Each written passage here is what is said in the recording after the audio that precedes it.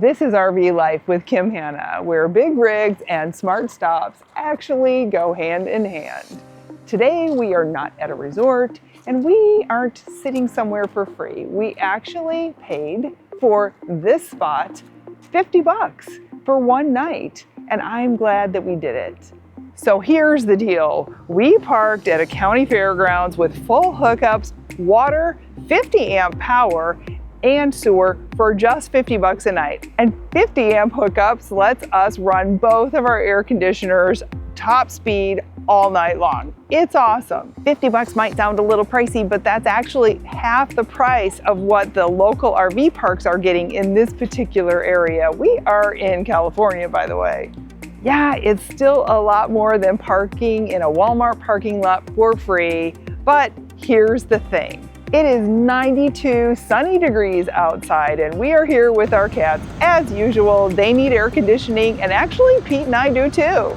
If we parked in a Walmart parking lot for free, we would have to be running our generator all night long. And oh, by the way, that would only run one of our air conditioning units. That's loud, it's stressful, and honestly, it's kind of rude for the other people that are nearby in rigs. There is a real cost to running a generator. You got to put fuel in it. There is wear and tear on the equipment. It doesn't last forever, and those things are really expensive. All of that adds up fast. We have learned to make these kinds of trade-offs when we are on the road. So if you are figuring out this kind of stuff too, go ahead and subscribe. I share the real side of RV life every single week.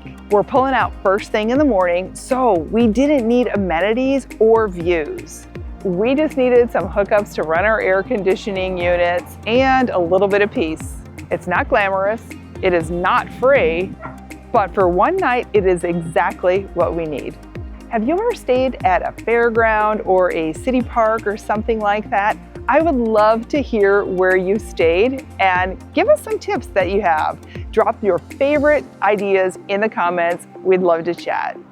This is one of those times where planning ahead actually saved the day. If you ever had that planner versus spontaneous partner dynamic, you've got to see this video. We've got a RV couples planning video. You can watch that next and we'll see you over there.